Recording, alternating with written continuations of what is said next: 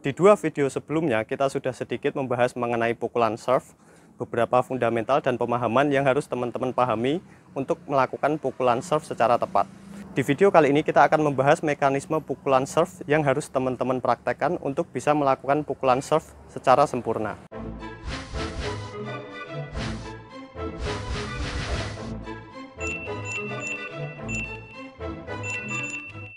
Nah, kemarin sudah dibahas ya, pukulan serve itu menggunakan pegangan kontinental. Artinya kita melakukan pegangan seperti berjabat tangan biasa dengan raket kita, di mana posisi raket ini akan tegak lurus ke atas. Dan gerakan ini kita lakukan untuk melakukan pukulan serve.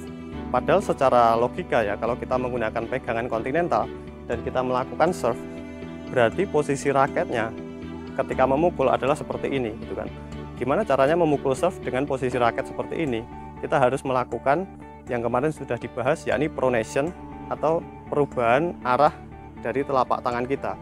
Jadi kita ketika akan melakukan pukulan dengan posisi raket seperti ini, kita memutarnya menjadi seperti ini. Dan perputaran itu terjadi di detik-detik akhir ketika raket kita akan kontak dengan bola.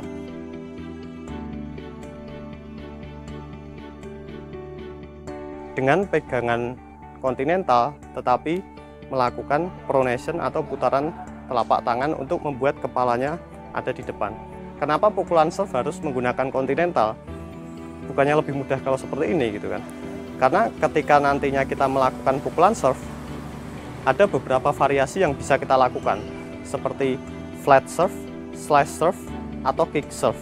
Jadi fundamental cara memegang tersebut memang harus menggunakan kontinental, karena nantinya kita bisa menggunakan beberapa variasi pukulan serve. Jadi fundamental dari pegangan serve yang kita lakukan harus kontinental terlebih dahulu.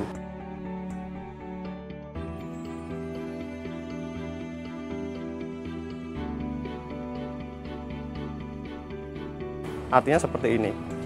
Dan nanti kita melakukan pronation atau putaran telapak tangan ketika ada di detik-detik akhir raket kita akan kontak dengan bola. Nah, selain dari pegangan, salah satu juga yang menjadi krusial ya ketika kita akan melakukan pukulan serve, termasuk kesulitan yang saya hadapi di beberapa bulan ke belakang adalah kita harus menganalogikan bahwa kita harus menjatuhkan topi pesta yang ada di atas kepala kita.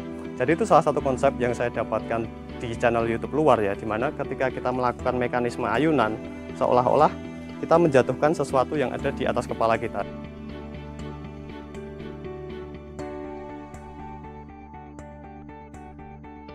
Jadi mekanisme ayunannya adalah seperti ini.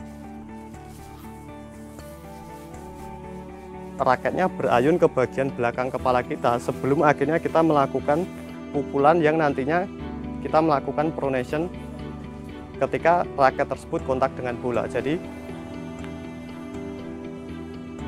melewati bagian atas kepala kita sebagai salah satu mekanisme ayunan untuk menghasilkan tenaga lebih ketika kita melakukan pukulan serve. Jadi seperti ini.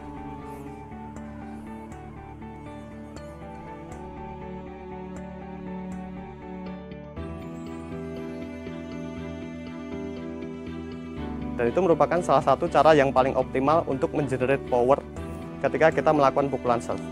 Dan yang ketiga, yang paling penting adalah terkait dengan follow through ya. Kemarin sudah dibahas bahwa mungkin teman-teman pertama kali melakukan pukulan serve itu pukulannya seperti ini. Raket itu berhenti di bagian depan kita karena untuk menjaga bolanya tidak turun atau bolanya tidak terlalu jauh kan. Makanya kita melakukan pukulan seperti ini. Padahal seharusnya ketika kita melakukan pukulan serve, raketnya itu berlanjut sampai ke bagian kiri dari tubuh kita sebagai bentuk mekanisme ayunan yang harus kita selesaikan. Artinya, jadi ayunannya itu berlanjut. Ayunan raket setelah melakukan kontak itu ada lanjutannya, baik ke kiri maupun ke belakang. Dan itu merupakan 3 konsep yang harus teman-teman pahami untuk meningkatkan pukulan serve teman-teman. Terima kasih sudah menyaksikan, semoga informasinya bermanfaat.